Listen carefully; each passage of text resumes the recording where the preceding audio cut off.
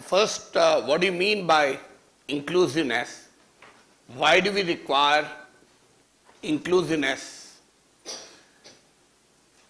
The democracy is often interpreted as people voting, one political party coming to power, one government assuming office, etc., etc. But Dr. B.R. Ambedkar, the architect of Indian Constitution, describes democracy as an associated form of life. When people live together with self-respect, with equality of opportunity, then it's called democracy. So equality of opportunity is integral to a democratic form of society. So democracy is not just applicable to politics and governance as many think. Democracy applies even to society. So when democracy applies even to society, we the teachers in the institutions of higher education, how do we apply this democracy, the philosophy of democracy, to our work context, to our field? So every field of society needs to be democratized.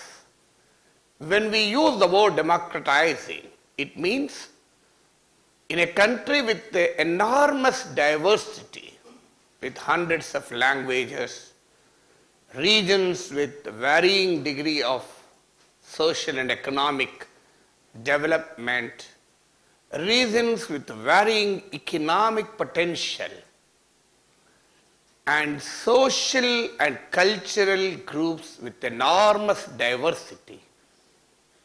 How do we democratize Indian society? So, democratizing Indian society essentially by providing a reasonable level of equal opportunities. Nobel laureate Amartya Sen says, the development is a function of opportunity. If I never had an opportunity to get educated, I wouldn't have become a journalist. So if you had never had an opportunity, you wouldn't have become a faculty member. I'm sure you will agree with me, there may be many who are much more intelligent, much more creative than us, than you and me. But what made a difference in our life and their life is we got an opportunity. So it's wrong to conclude that somebody who is at a better position is certainly more knowledgeable than the other who is not at a better position. Not at all. It is a function of opportunity. I did a very interesting experiment on my mother. My mother studied for first or second class, that too in Telugu medium only. There was no English at all. She knew nothing about English. But when my son was preparing for GRE examination, I'm sure all of you know that GRE is the most difficult part of the GRE examination is English vocabulary. Am I right? So I conducted a test from a very reputed source material for GRE on my mother, English vocabulary test. She got more than 70% score. My son said, Nanamma, you will get seat in Harvard University. How did I do? I asked her a word, what is the meaning of a word helter-skelter? I'm sure there are some of you who do not understand Telugu, but this experience is an interaction in Telugu, so please forgive me. So I told my mother, what is the meaning of the word helter-skelter? My mother said, I don't know English, I can't tell. Then I insisted, Ledamma, Mummy, you will know that. Then I told her the context. There was a congregation of people, students before my college. There was a massive congregation. There was all around anarchy prevailing. Police came they lifted the lathis. People went helter-skelter. Then I asked her what is the meaning of helter-skelter. In a chaste Telangana Telugu dialect, she said, "Ekkadodakkadu urikindara." So in English it means, did everyone run in different directions? Please see the dictionary, you will get the same meaning. So how did my mother answer an English vocabulary question? I am sure your mother may perhaps get a better score also. So what does it indicate? It indicates that I got an opportunity and I became a professor. My mother did not get opportunity, she became a housewife. There is absolutely no difference. In fact, if she had the opportunity to get a university education, I am sure she would have been a much more eminent professor than you and me. So, development, as Amartya Sen says, development is a function of opportunities. So, if you cannot provide opportunities to millions of people of this country with varied social, economic, diverse cultural backgrounds, it is not possible to take the process of development to their footsteps. So inclusiveness refers to a process where diverse social, economic, cultural, geographical groups get a reasonably equal stake in the process of development. Well, equality I am not referring to as a mathematical equality. Ambedkar says, equality may be an illusion, yet it should be a governing principle. Yet it should be the principle of governance. So equality may be an illusion, but it should still be a principle of governance, a rule of governance. So governance includes every sector of society, including higher education.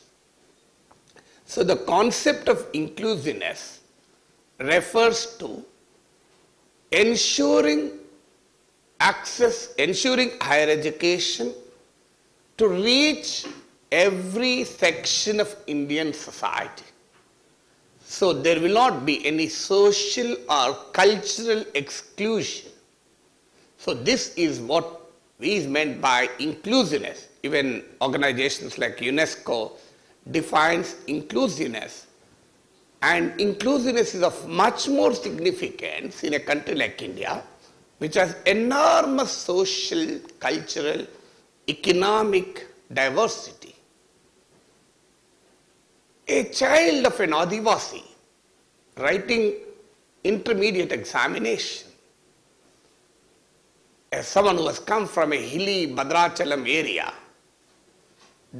son or a daughter of an Adivasi family, who has nothing in the house, not even place to study, and my daughter, who has an air-conditioned separate bedroom, father takes her in a car and drops her at the gate, mummy gives a kiss, brother calls from US, all the best. If these two children are writing the examination, the question paper is the same. Am I right? There will not be any difference. But can there be a result be the same?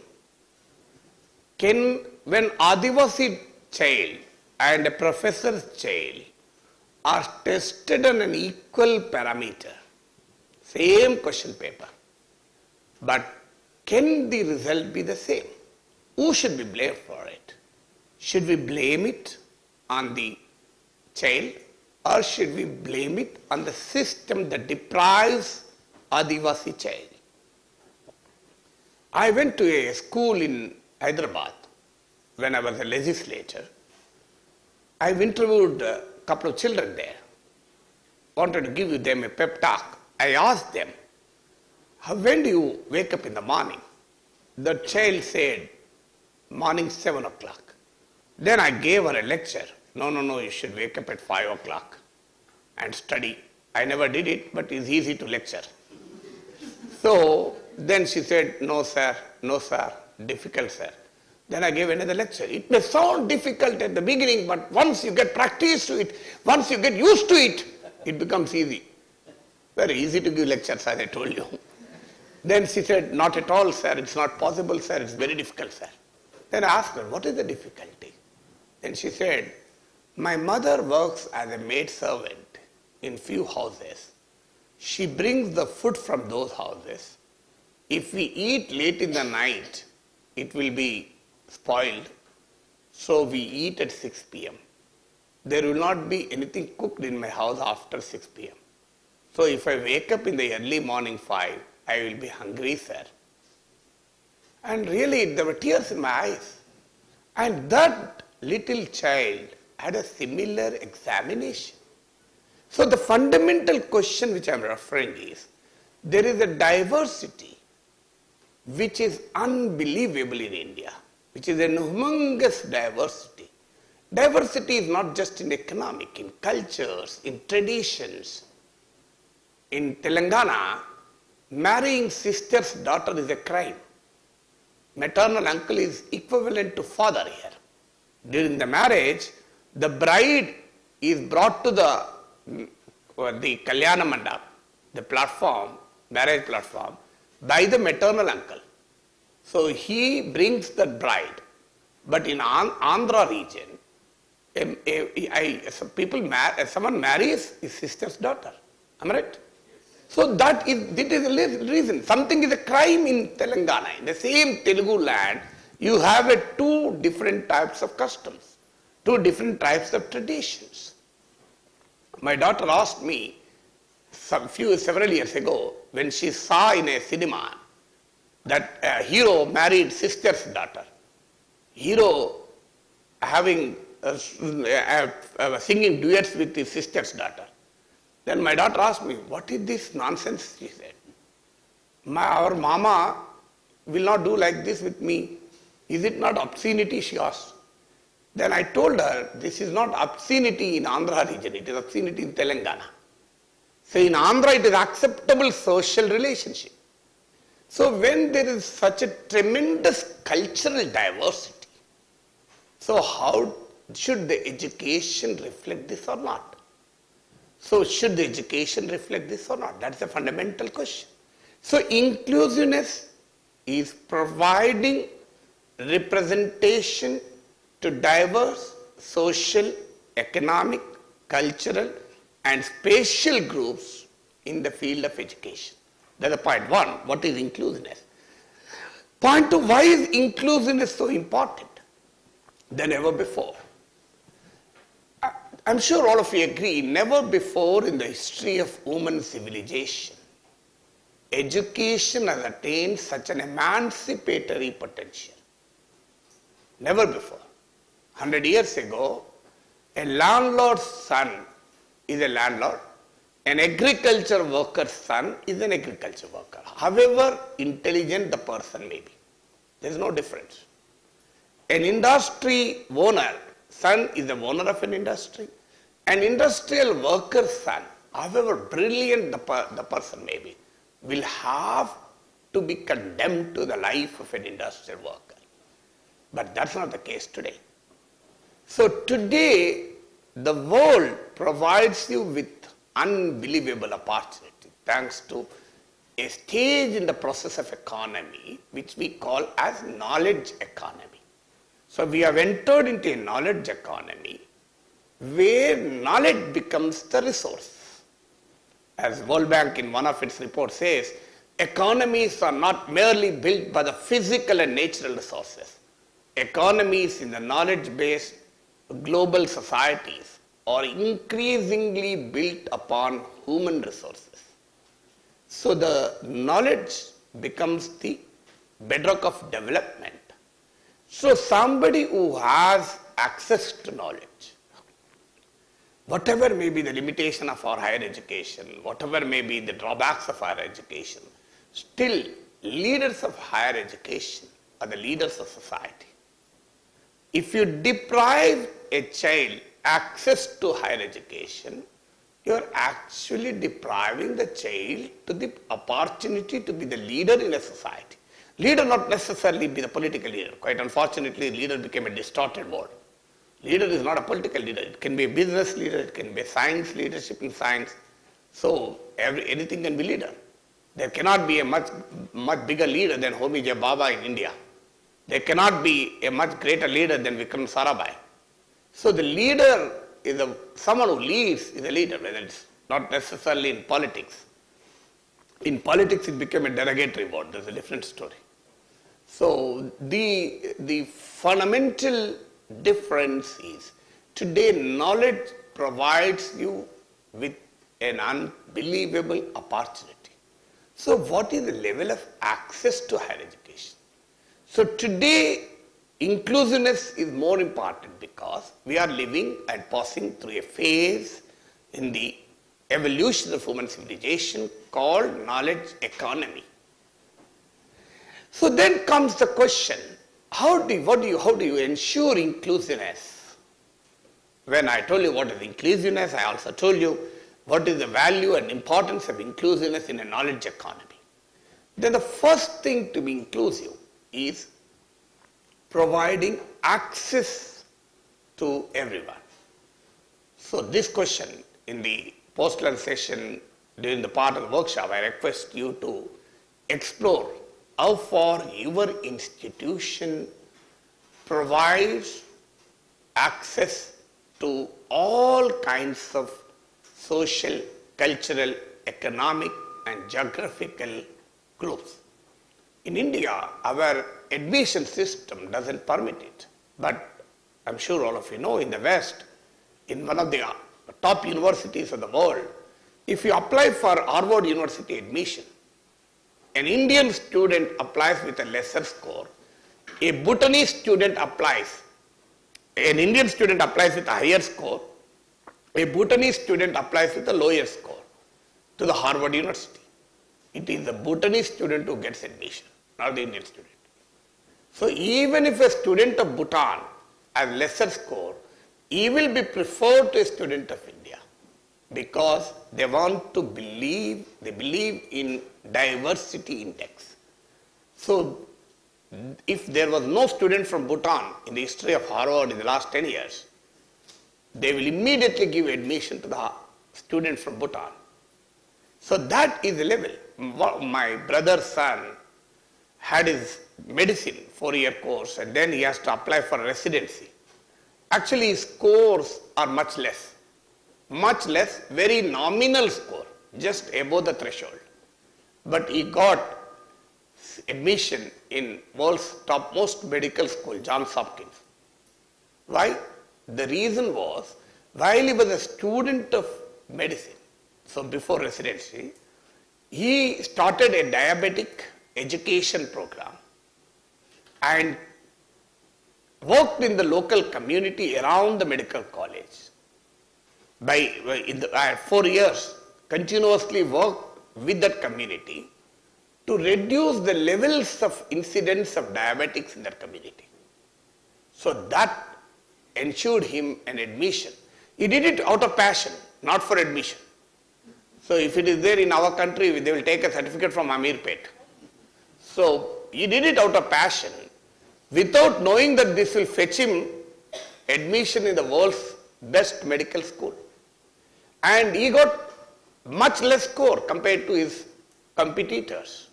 So that principle is not there in our country precisely because if you say NIT admission is also based on all these factors, there will be manufactured certificates.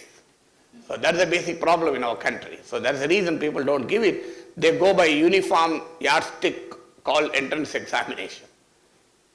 So that there will not be any panchayat. So the fundamental question is, so first question is access.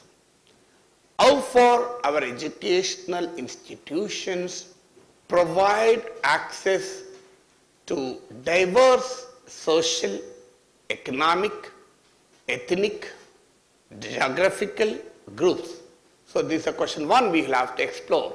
And in the post-lunch session, I just request you to note down this question so that in the post-lunch session, you have to tell your experience. Because let it not be all of you are faculty members and you are more knowledgeable than me in many fields. So I don't want to pretend as if I can lecture. So, but the point is we will discuss. We'll come out with some understanding at least, so that what can we do to ensure inclusiveness in higher education. So this is the first question. Well, government institutions are by default becoming more inclusive, because the elite of the society is moving towards private institutions. So when the elite of the system, society is moving to the private institution, by default government institutions are becoming more inclusive.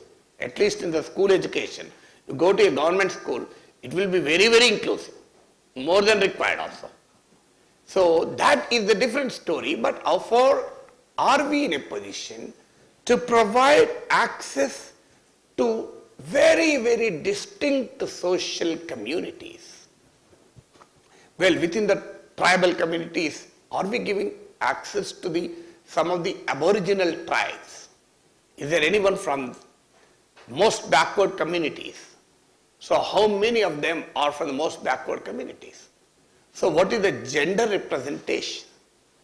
What is the access to women in our classrooms? Not only in student population, even in faculty, even in administration. This is the physical access. I'm talking about inclusiveness in terms of mere physical access. So how far our institutions are inclusive? How do we rate our institutions on a scale of 10 on diversity index? Diversity includes social, economic, cultural, regional, and all these diversity aspects. How do we rate our institution, and why do we rate so? If our diversity index is low, why do you think is it low, and what can be done to make it much better? So this is the first thing which we have to explore. World over, there is an increasing discussion on how do we make institutions socially diverse. Because higher education, as I told you, today becomes a productive force. If you deprive access, in our country, according to the MHRD data, 22.6% of youth in the relevant age group is 16 to 23 years. 16 to 23 years, 22.6% of young men and women have access to higher education in India. When I was a student of university, it was 4.6, 4.9. So it has increased by 400%. This is called massification of higher education. So more and more masses are having access to higher education, because there is an unprecedented expansion in the number of universities, number of colleges, student enrollment has increased, faculty strength has increased. So there is a proliferation of educational institutions. There is no doubt about it. So that's the reason we have 22.6%, but still it is below the World Bank's prescription of 30% for emerging economies. And this 22.6% is in overall enrollment. Well, you'll have to see the inequalities. What is the representation for women? What is the representation for scheduled caste, scheduled tribes? It's much lower. So when the aggregate itself is 22.6%, obviously the marginalized social groups will have a much less representation.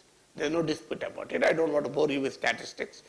But the fact remains that the marginalized sections will have much lesser representation when the aggregate itself is 22.6%. So that is something which we have to ponder. So how do we improve the access to higher education to all kinds of sections? And especially when a person is confronted with more than one deprivation. India has multiple levels of deprivation. Well, what is the representation of a tribal? And within the tribal, what is the representation for a tribal woman? within the tribal women, what is the representation for physically challenged tribal women? So, a physically challenged tribal woman and a physically challenged woman belonging to an aboriginal tribal community. Tribals are, all kinds of tribals are there, hill tribals and plain tribals. So, physically challenged women belonging to an aboriginal Adivasi community from the remotest part of the country. So, I am sure you don't even find anyone.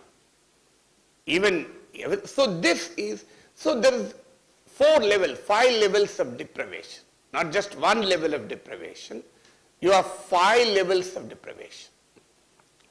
Ambedkar himself said, I measured the progress of a community by the extent of the progress the women of that community have achieved. Unfortunately, many think that Ambedkar is only a Dalit icon. And especially the upper caste have a wrong notion. Consider Ambedkar as only a Dalit leader.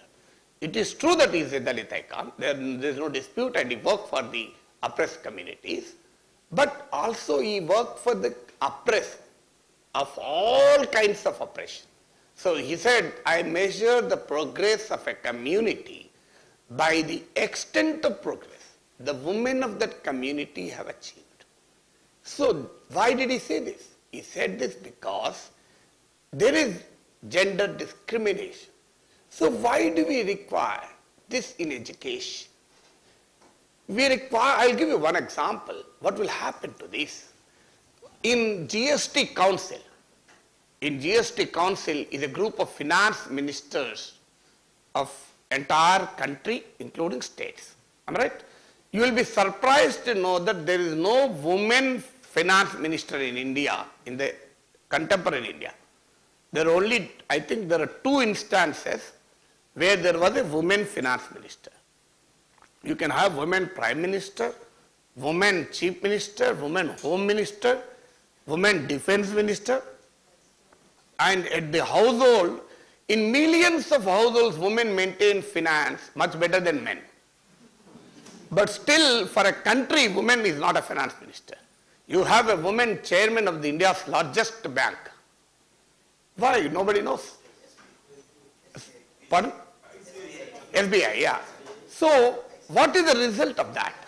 One of the results. I am not telling that it is only because there is no woman, but perhaps it is another woman. Look at the goods and services tax. GST. Sanitary pads were taxed 12%. Is sanitary pad a luxury item? And according to the study by AC Nielsen, there are 360 million women and girls in the age group of menstruation age group who need access to sanitary pads. Hardly 12% of Indian women and girls have access to safe, hygienic menstrual tools. And believe me, as a result, there is an incidence of cervical cancer, there is an incidence of reproductive disorders, urinary tract infection. Studies reveal that 20 to 30% of girls drop out of the school for this reason. In many multinationals, sanitary pads are like a tea kiosk. You will have a sanitary pads kiosk where it can be obtained without any cost. But in this country, all the eminent finance ministers of the country assembled to tax 12% on sanitary pads. It's a shame.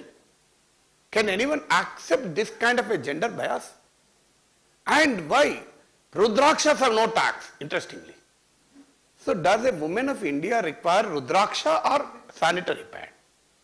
I am not against no tax on Rudraksha, but when you have to prefer between a Rudraksha and sanitary pad, I prefer not Rudraksha. So, but this is the blatant discrimination. I was a legislative committee member on disaster management. So we were discussing about cyclone shelters. All the leading IAS officers, principal secretary, all top IAS officers were present. So I asked them, they were giving us a lecture. We have built so many cyclone shelters and with so much money. World Bank has funded it. You need World Bank funding even for cyclone shelters. All that the IAS officer gave a lecture. Then I asked him a question. How many cyclone shelters have separate washroom facility for women? The IAS officer could not answer for 5 minutes. Sir, no sir. Even the World Bank team also identified this lapse, sir. So I asked them, you need World Bank to tell you about washroom. Where is your indigenous intellect? So if you know, if you remember your wife, if you remember your daughter, if you remember your sister, you will obviously say when you keep 1,000 people, 500 women, 500 men in a cyclone shelter for 3 days, don't you know that the cyclone shelter requires a separate washroom facility for women? Then the IAS, why do you need Indian Administrative Services? I told the Principal Secretary, better resign and get out of the place, I told. Because he cannot do anything to me because legislative committee has full powers. So it's a privilege of a legislator to speak anything within the legislature. So legislative committee is a mini legislature. So whatever I say, he cannot do anything. If it is outside, he will file a case on me. I shouted at him, you do not deserve to be an IAS officer at all. You don't deserve to be an IAS officer when you do not even have this basic gender sensitivity. Why is this happening? This is happening because when the Indian Administrative Service curriculum may not have a gender sensitive character. I also teach at National Academy of Administration for IAS probationers, but last 6-7 years I have not gone, lack of time. So they are not sensitized. So why inclusiveness is required? Inclusiveness is required so because I gave you these 2 examples to drive home a point that when products of higher education settle down in several walks of life, the inclusiveness matters because they can appreciate the concerns of the diverse sections of society. Well, then the question comes, should you be a woman to be concerned of women? Should you be a Dalit to be concerned of Dalits? Not necessarily. But at least that is the first prerequisite. If not also, there can be many women who do not think about women. There are a study reveals that 56% of Indian women said husband has a right to beat wife. Can you accept that? Just because 56% of women have said it, you can't accept. That's the problem with the patriarchy. Patriarchy not only impacts men, it also impacts women also. It also impacts people like us who are against patriarchy. One day, I wrote also openly this. One day I was going for a seminar, lecture, and I was very, very busy. There was no time and I wanted a glass of water. I shouted at my wife, "Why are you late? I have to go out immediately. Please get me a water." Next 2 minutes, I was ashamed of my own anger. Why do you know? I am going to deliver a lecture on women's empowerment. Surprisingly. So if someone is going to deliver a lecture on women empowerment, misbehaves with his wife in such an obnoxious manner. So then I said, sorry. At first I told my wife sorry. Then she was so happy. That's the greatness of women. She was so happy because though I exhibited patriarchal behavior, I did not justify it at least. There are many men who not only display patriarchal behavior, but who also justify it, defend it, consider it as a sacred right. So at least I did not do that. So the reason these are why I gave all these examples is, next question comes. It is not just the physical access that inclusiveness means. Inclusiveness also means in the representation of the concerns of the diverse social cultural groups in the higher education content also. content essentially mean? Curriculum, teaching processes, kinds of programs which we organize, and the methodology of teaching, examination patterns. I'm sure here is something very, very seriously missing. At least inclusiveness, when it defined in terms of physical access, I'm sure we may be doing much better. So my second question to you, first question I already told you, I will not repeat these questions.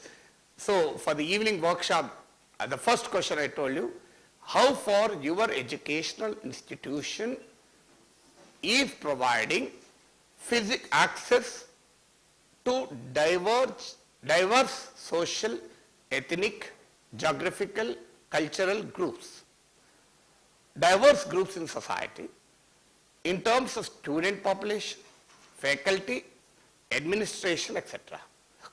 Then the second question comes is, how far the programs offered in your institution, the curriculum of those programs, the teaching processes, the methodology, or we call it as pedagogy, examination patterns, all these reflect concerns of these diverse groups.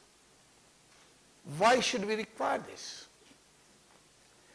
Because the problem with our higher education is we have decolonized India politically.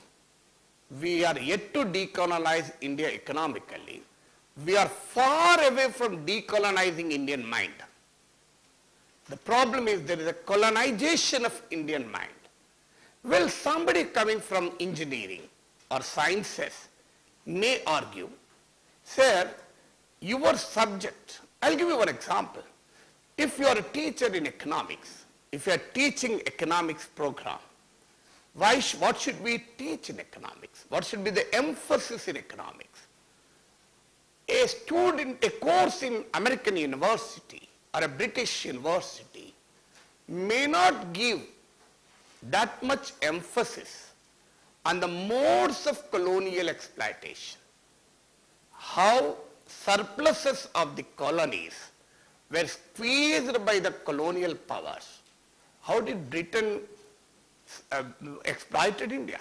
There is a process of colonial mode of economic exploitation. There may be economics teachers, if I'm wrong, kindly correct me. There are colonial modes of exploitation. For example, cotton has been taken from India and textiles were sold to India. So when cotton, any country that exports raw material is an impoverished nation. Any country that exports finished products is a rich nation. For example, Japan has no iron ore, but it is world's one of the largest steel producers. Japan was the second largest steel producer. Now India surpassed Japan, and Japan is the third largest steel producer in the world, but it doesn't have any iron ore reserves. We have enormous iron ore reserves, but we export iron ore.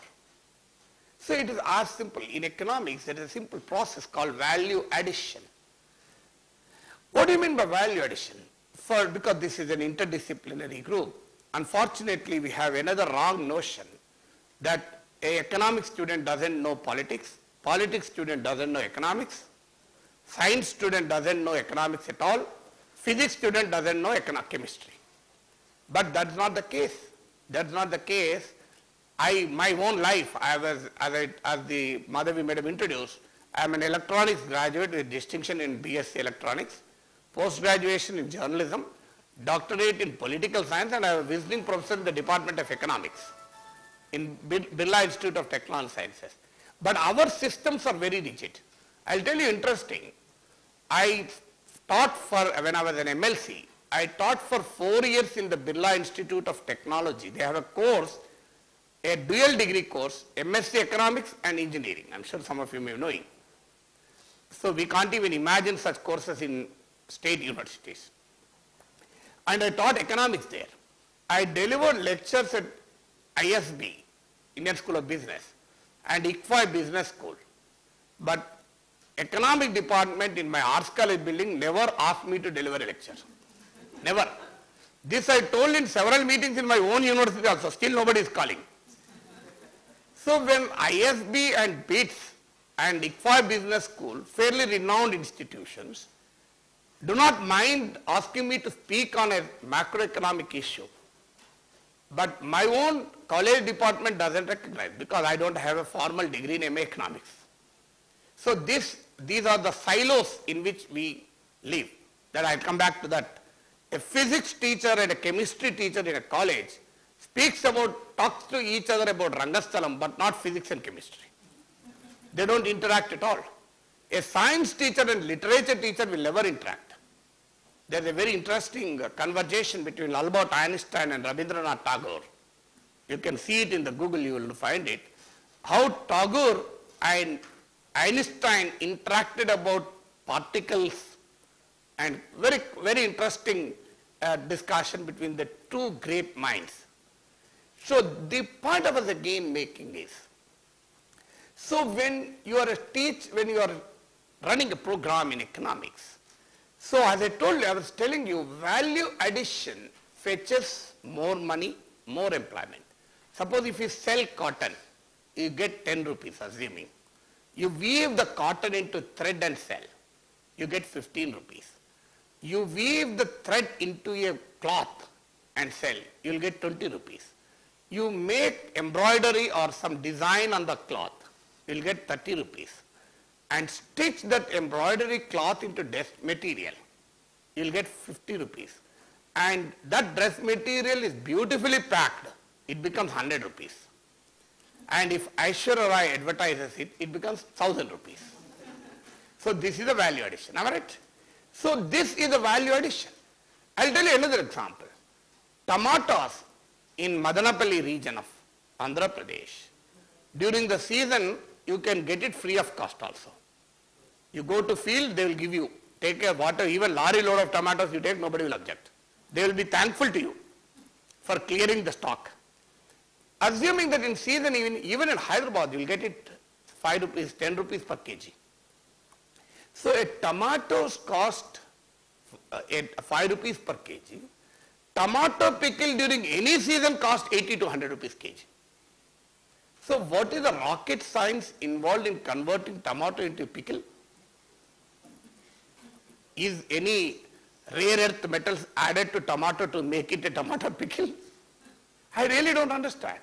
The cost of potato and cost of potato chips you eat in a cinema hall, cost of a kilo of wheat and cost of kilo of wheat flakes or cornflakes. So that shows the process of value addition. So how did colonial economies operate? Colonial economies operated by a process of exploiting the surpluses in the colonies. And should this be taught to the children studying economics? In British University, this is not the priority because they are the colonial powers who exploited. If the British University or American University doesn't teach how colonial economics operated, should Indian University, which want to emulate American University for global rankings, or a British University, should it not teach or not? So this is a fundamental question. So how far our syllabi is inclusive? So the syllabi will be inclusive only when it reflects the concerns of the native society. Economics is economics. But should we teach the colonial modes of exploitative economics or not? If we want to teach, what is the priority to it? Well, teachers in engineering, teachers in sciences may have a question. Their question is, sir, you are right in economics, but can physics be different in America and India? Can medicine be different in America and India? Well, medicine is medicine. The way the disease, way the heart beats. So if I teach in America, heart beats in some other direction. And India, it is so science is science. But there is nothing like a value neutral science. For example, malaria what should be the emphasis to malaria or diarrhea in our medicine curriculum? Will it be the similar emphasis in American university? For an American university, malaria and diarrhea are not an issue at all. For them, insomnia is the issue. Insomnia is an epidemic. If you just type insomnia in Harvard Medical School, you will get tons and tons of literature. So, obesity is a problem. For them, obesity is a major medical problem. For us, obesity is a problem in a small section who go to aerobics and swimming. But for us, malnutrition is a problem. 42% of children below the age of 5 are malnourished in India. Should our medicine textbooks teach about malnutrition related health disorders more than the obesity related health disorders? I am telling we should teach both, but what should be the priority? It becomes malnutrition. Diarrhea in this country, World Bank in one of its report called Knowledge Based Global Society said, more research is being done on inventing a slow ripe, beautiful looking tomato, but not nutritious wheat. More research is being done on cosmetics than a cure for diarrhea. So what should be the priority of research? So research into cosmetics is science. Research into diarrhea is also science. There, in terms of the method of science, there is no difference. In terms of principles of science, there is no difference. In terms of the intellectual rigor involved, there is no difference. But the values of science differ. Should Indian universities emphasize on research on cosmetics or research on diarrhea? This is a fundamental question. So which is more inclusive? Well, all these processes have a market dimension. I am sure some of you may be getting a doubt. I always get a doubt. Before 20 years, was any Indian woman become Miss Universe or Miss World? As any Asian and African, how many Asian and African women got Miss World and Miss Universe title 25 years ago? Should there be any anthropological study to tell that Indian women suddenly become beautiful after 90s? Is it possible? Then why? Just look at the Miss World and Miss Universe titles before and after 90s. Why 90s? Because 90s was a period of economic liberalization. Indian economy was opened up to the goods and services of the world. Indian economy was integrated into the global economy, and economy as a culture associated with it. You cannot sell jeans when there is no culture of wearing jeans. It is impossible. You cannot sell packaged foods when there is no culture associated with it. So economics operate in a culture. So if you wanted to penetrate economically, you have to penetrate culturally first. So that is the basic challenge. So why this happens? You can do an empirical study. How many Indians, how many Africans, how many Filipinos became Miss World or Miss Universe before 90 and after 90? There is a substantial rise, astronomical rise after 90s. Do you know why? The reason is simple. The cosmetics market got saturated in the West. And there is a huge potential for cosmetics in Asia, in developing countries. Asia, Africa, Latin America. You cannot sell cosmetics unless there is a beauty consciousness. So to create beauty consciousness, you need to create beauty icons first. So without Sushmita Sen and Aishwarya Rai, you cannot have a demand for cosmetics. Now we have entered into a new age called men cosmetics. Mahilalaku vade vanishing cream vartava. Are you still using a vanishing cream meant for women? No, men's vanishing cream. Right? So this consciousness has to be built. Do you know why English assimilates many Indian words? Look at every year Oxford Dictionary adds few Indian words into English. Your samosa is an English word now. Your bandobast is an English word now. Your band is an English word now. If you type in Google, Indian words which are inducted into English by the Oxford Dictionary, every year they do it. People think that that is the love of English to the native level. Not at all. It's again a market. The market for offline dictionaries in the West has almost extinguished. Nobody is buying dictionaries there. Dictionaries are purchased only in our country. We are also slowly not purchasing. I purchased Random House Dictionary spending 1200 rupees 20 years ago. 1200 rupees maybe 25,000. If I have purchased a plot with 1200 rupees, it would have been 5 lakh now.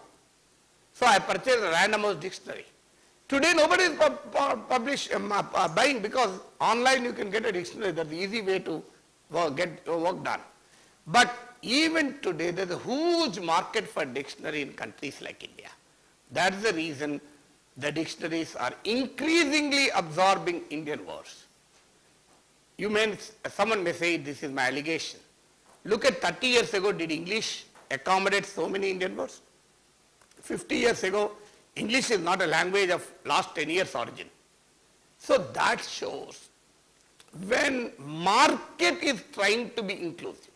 Why I gave you this example? Market, in order to penetrate, is becoming inclusive. So it wants to sell cosmetics, so the beauty market has adopted Asian, African, Latin American women as Miss World and Miss Universe. Because English dictionaries want a market in India, they became inclusive by assimilating Indian words.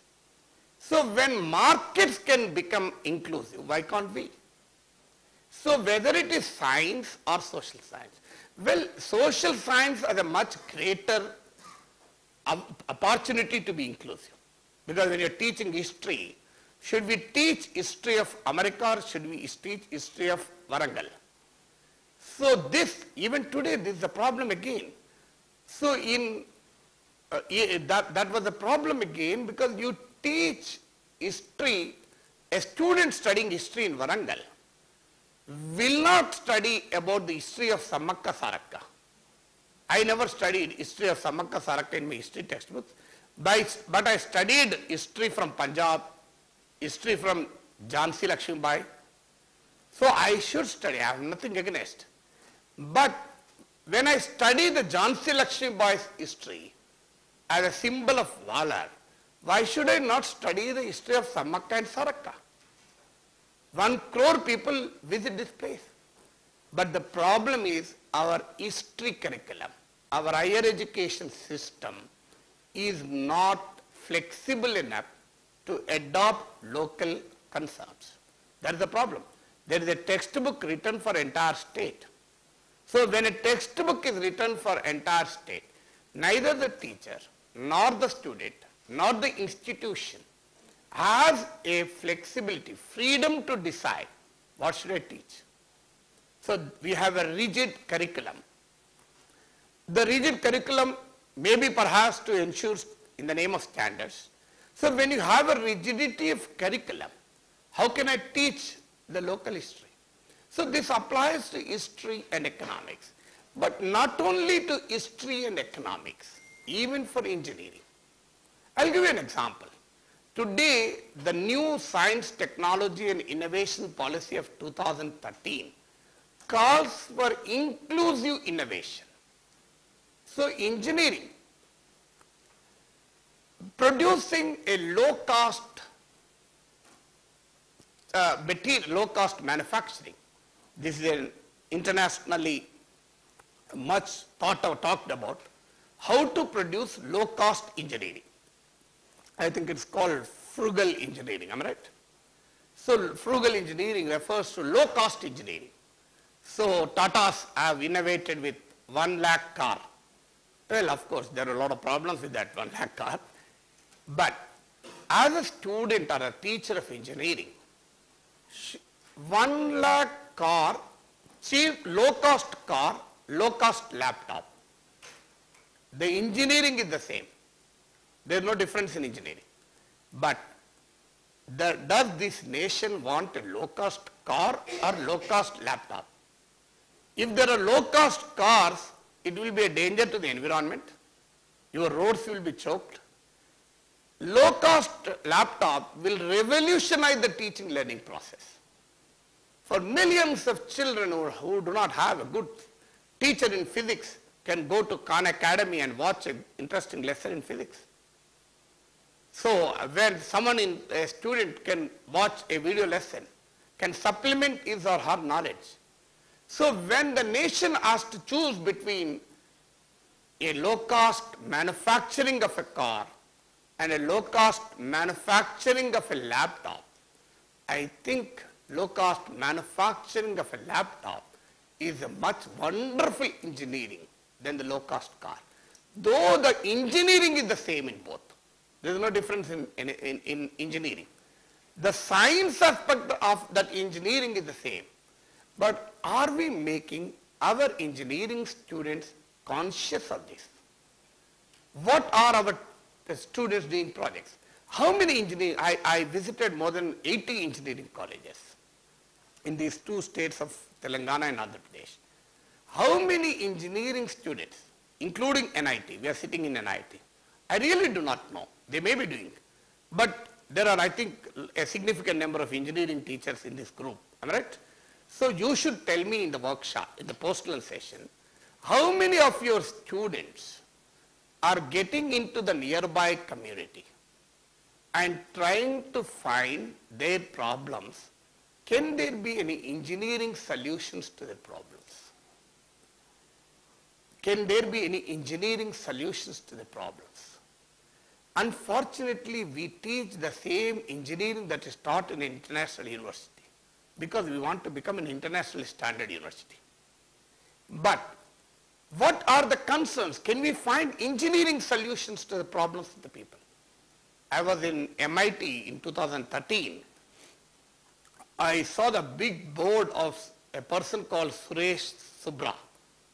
I think he later became the president of Carnegie Mellon University.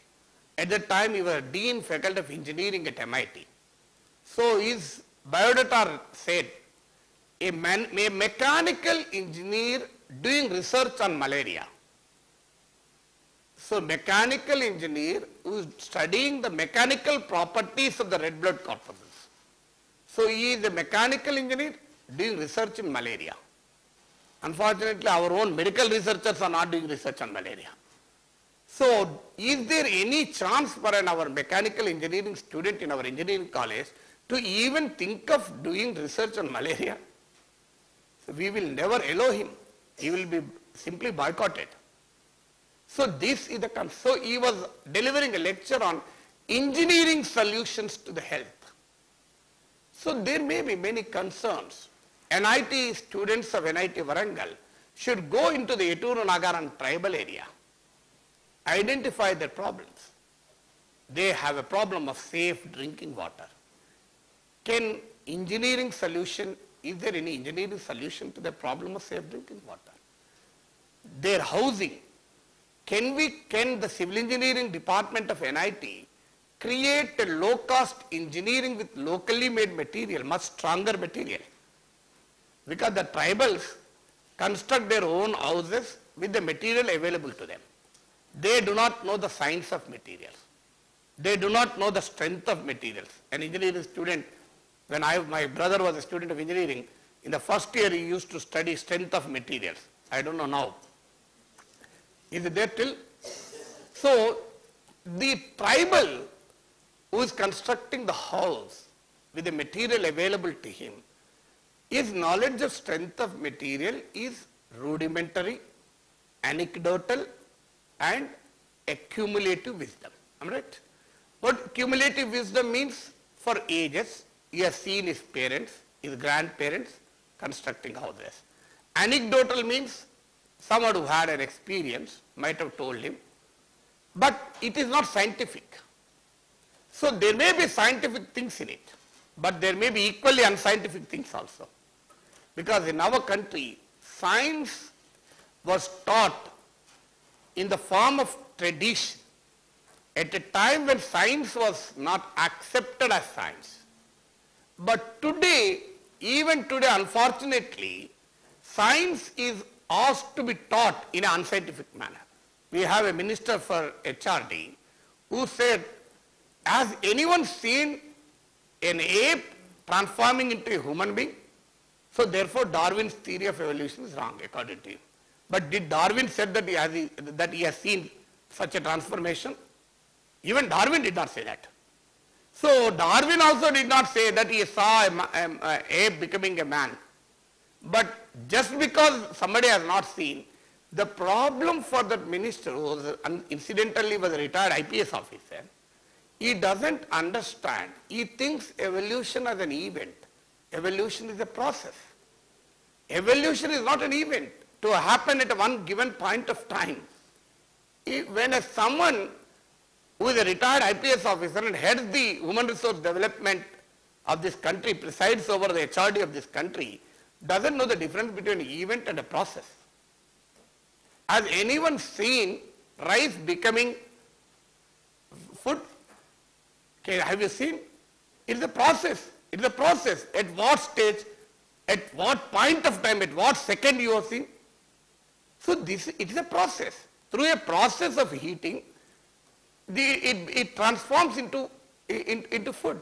Well, at least you can see rice getting converted into food. But nobody can see, because evolution has taken over thousands of years. It has not taken overnight. As if somebody to watch it and give a live telecast of it. Thank God he did not say, why should not be a live telecast of ape converting into man? So, but that is the basic problem. So the problem here is engineering also. So if NIT civil engineering students goes and spends for a week or 10 days with the tribals of Eturu Nagaram, it is just less than 150-60 kilometers from here, and studies the problems of housing and comes out with a solution, tomorrow those tribals will fight for funds for NIT Warangal. Today I can tell you, if our universities are closed for 5 years, there will not be even a single protest on the streets, because people do not think that they need universities. I don't think there will be a protest, because are we relevant to our community around? So not only civil engineering, let it be any other branch of science, even it can be physics or biology or botany, or our minds, are we applying our minds to find solutions to the problems of the community around us? Well, after all, what is science? Science is a systematic study of everything is science. You systematically find answers to the problems using a method of science. The method of science means there should be a value neutrality. The same result will come if two people do it. In a social science it may not, but in science it comes. So there is a method of science. So through a method of science, are we applying that knowledge to find solutions? So the next question which I wanted you to tell is, how far your institutions tried through the curriculum, through the engagement with the community, tried to find a relevance in the community? How far have you found answers? In fact, I am very keen on knowing this, because I have not seen many. If some of your colleges have done it, it's really great. So how far have they gone into that? The problem is this starts from the primary education. I go to schools, many schools for the chief guest for school days. I ask them, where did you take your children to excursion? They will proudly tell, we have taken to Goa, sir. Then what did you see in Goa? Why don't you take to Adilabad tribal hamlet? The children will learn more. When my son was very young, I took him to a pottery. So I asked that man to When I went there, he was so happy that there is a demand for pots. So he asked me, how many pots you want, sir? I said, I don't want any pot, but I will give you 100 rupees. Show my son how a pot is produced. He was so happy. He was telling, if every child, every father brings the children like this, sir, our livelihood problem will be solved. So he has shown how a pot is made. And my kid was so excited. But unfortunately, we don't show our school children how the world lives, how the community lives. So this extends to higher education. So our higher education, what is our relevance to the community now? That's the reason when governments reduce funding for public institutions, nobody bothers. The local community never worried about declining funding for our public universities because they don't see us as useful entities. When they don't see us as a useful entity, obviously, why should they fight for us? So this is another concept of inclusiveness. MHRD has included this as a part of the faculty training to sensitize teachers to some of these concerns and issues. How do you make your curriculum, your engagement? When will our student come out of the four walls of a classroom? When our student, what is a university? Well, somebody may say, sir, this is for social. I'm not telling for social consciousness also. I have a strong feeling, I don't know whether you agree with me or not, if your civil engineering student goes into a tribal area and thinks originally about solutions for their housing problem, I am sure he will be a much wonderful innovator than a normal engineering student joining any big company. If the mind is fertile, you can grow engineering in the mind, economics in the mind. The problem is only when the mind is not fertile. When the land is fertile, you can grow tomatoes, you can grow brinjals, you can grow even ganja also. Ultimately, it should be fertile. Well, there is some caveat. The land conditions should be suited for certain plants. I agree with that. But still, the basic thing is the fertile brain. So if you make your student, your brain fertile, if your student instead of receiving information from the textbook, discovers an answer on the field, I am sure he will be a much more creative engineer than a normal engineer. Hamid Ansari was the Vice President of India. He was addressing IIT convocation. He made a very interesting comparison. Well, you may not agree with it literally. He said, what is the difference between a scientist and an engineer?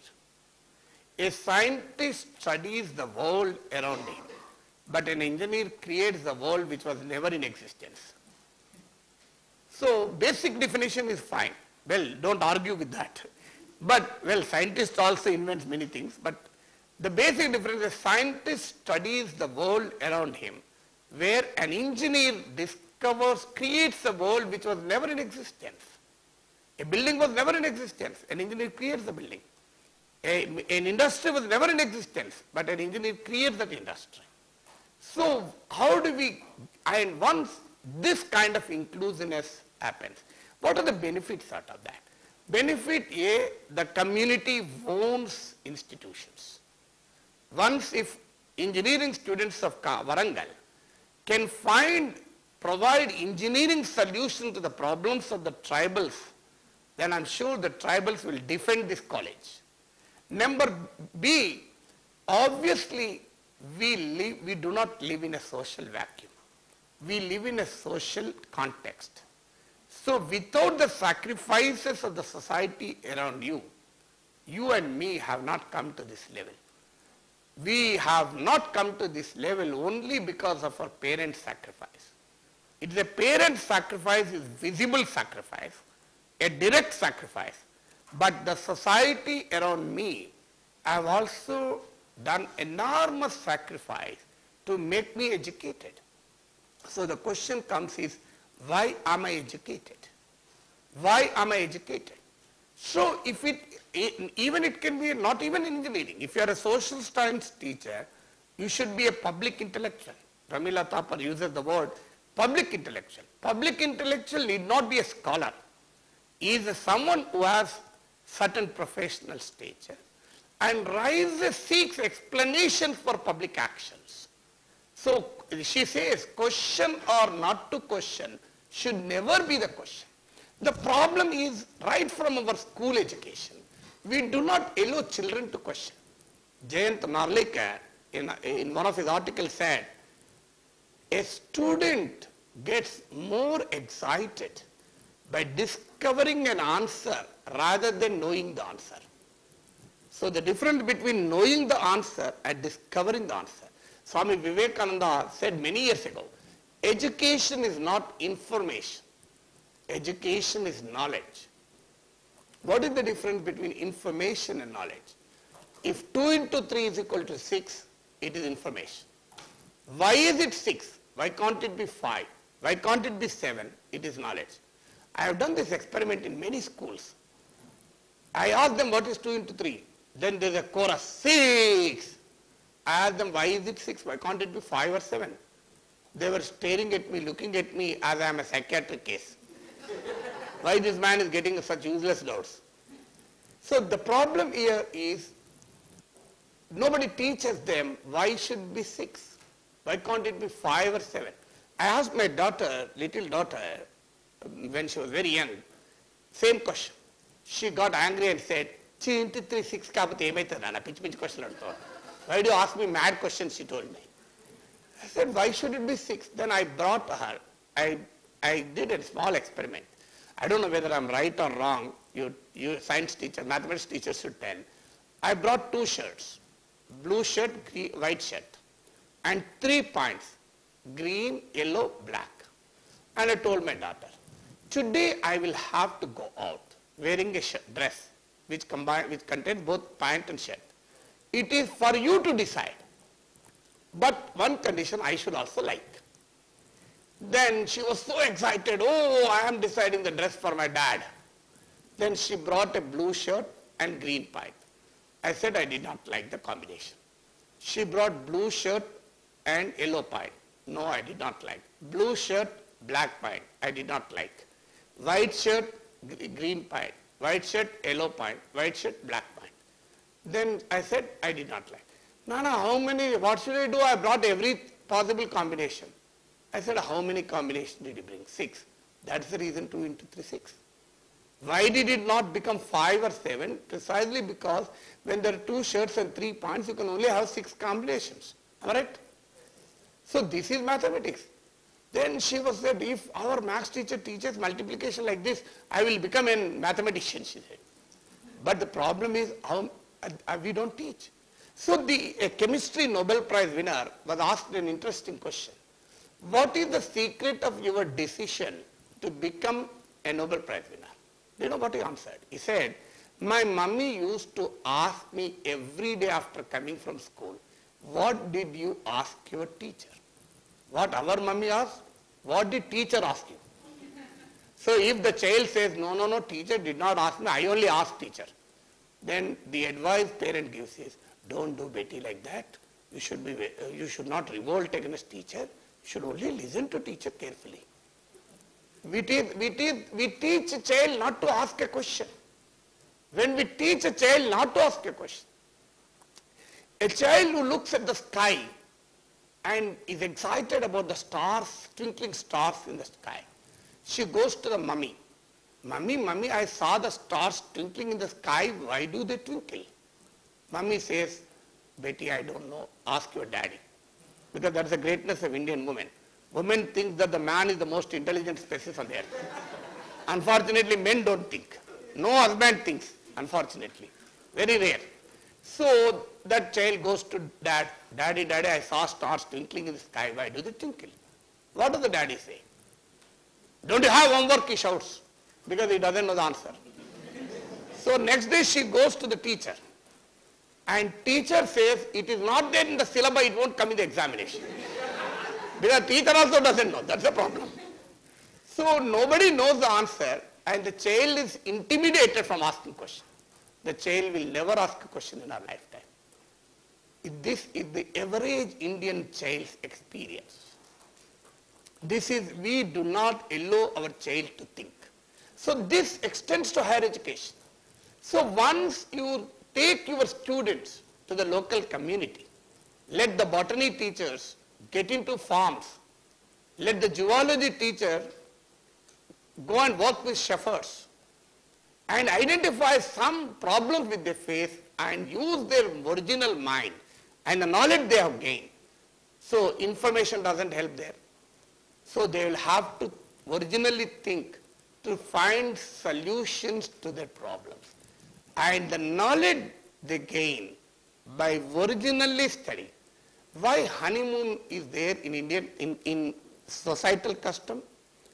The concept of honeymoon has come because in a joint family, when the bride comes to the groom's house, if something she wants, there will be everyone except the bridegroom.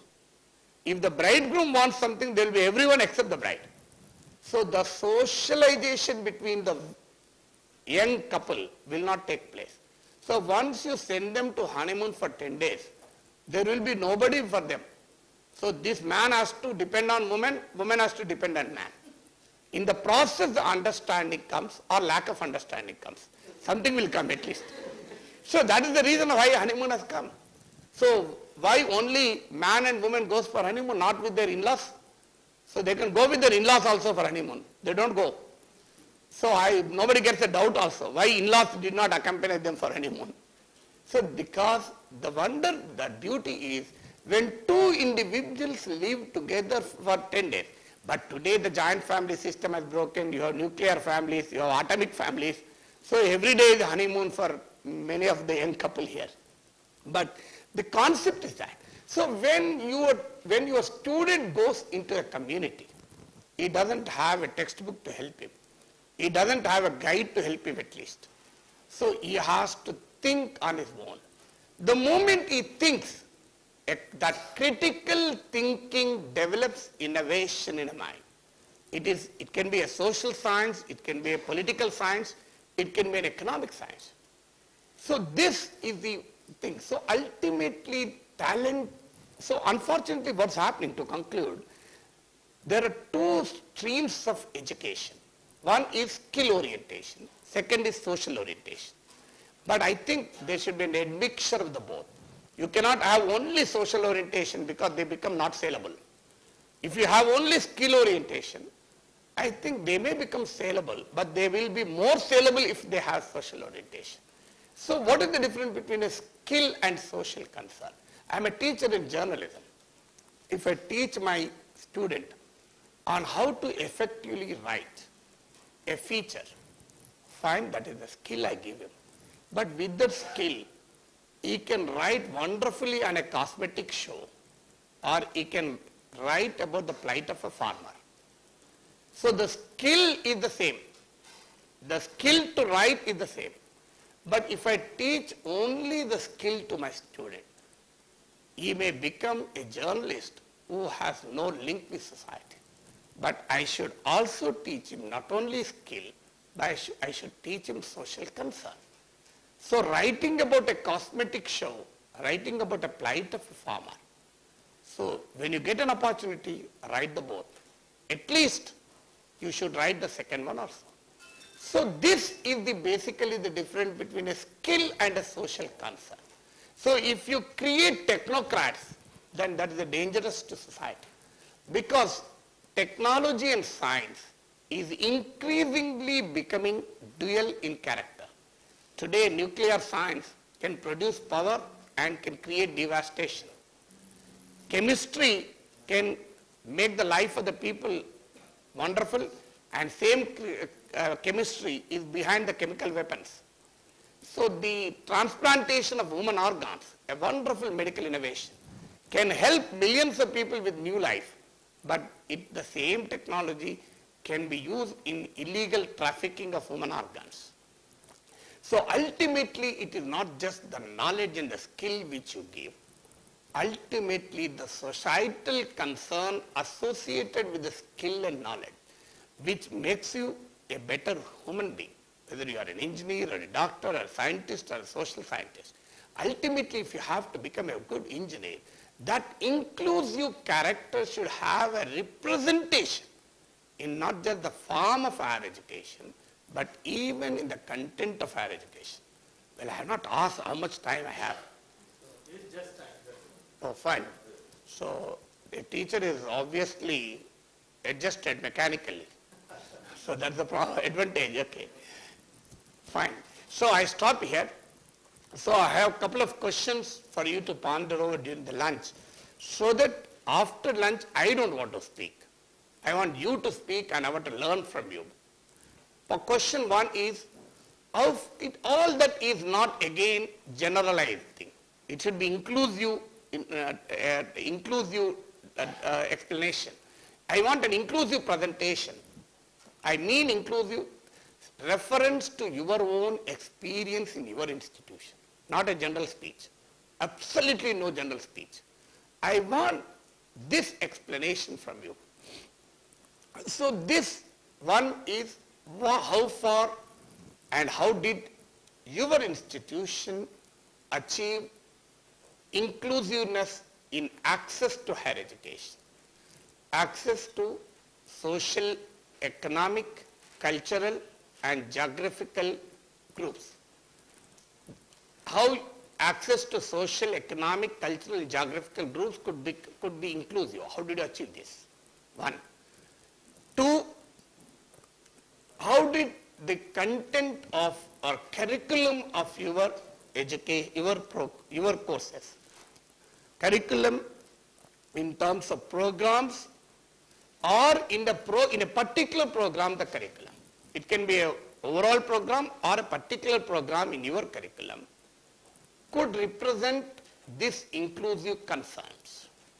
Number three, how did your institution or how far your institution could create avenues for engagement of the students and teachers, an opportunity of engagement, create an opportunity for engagement with the local community. How did they study the concerns of the local community and find solutions to it? And how was it useful?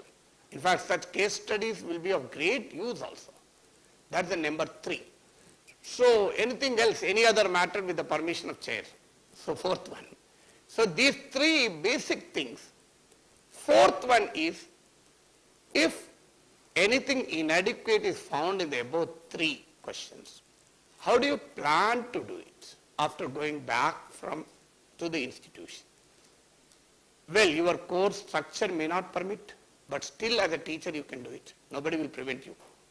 Nobody will prevent you from doing it. So for instance, we never had a course in deprivation in our journalism.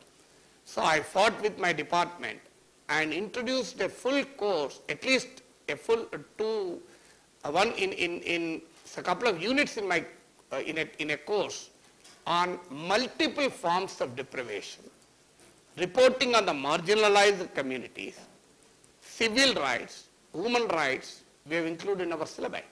So like that, what is the action? The fourth one is, if satisfactory answer is not come for the above three questions, so what are your plans as a teacher? How do you make higher education inclusive in your institution after going back? So these are four questions. I request you to kindly ponder over and make your brief presentation with concrete examples. Please, as we teachers have enormous ability to speak, but I want specific illustrations from your experience. So that we'll have after the lunch. Okay? Yeah. Anything else? Yeah.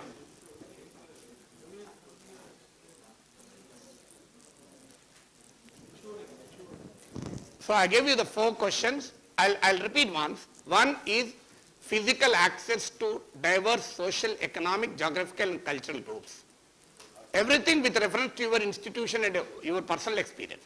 Number 2, how your curriculum, your programs, your teaching methodologies represent this inclusiveness. How did you make them relevant to the diverse groups? Third, what kind of processes, especially the students, teachers, engagement with the local community. Is there any engagement of your students and teachers with local community? Did students and teachers study the concerns and problems of the local community and try to find solutions to that? If so, what are your experiences, case studies? Number 4, if all the three, if the above three have inadequate response, experience or unsatisfactory answer, how do you make it, at least in future? The first 3 questions are taking stock of existing situation. The 4th question is planning for future. At least after going back as a teacher, what will you do? What will you do? So I want as many of you as possible to make a brief presentation with your concrete experience. The idea is all of us wants to learn. If you want to learn from your own experience, it will take millions of years. I ask, suppose if you jump from 10th floor of a building, what will happen? Everybody say the person will die. But if you ask him, have you seen anybody dying? Or have you any time jumped? Nobody has experience. But still they know from others' experience. So let us learn from each other's experience. That's the reason. If you give interesting experiences, when I come to NIT next time, I can quote your experiences and deliver a lecture.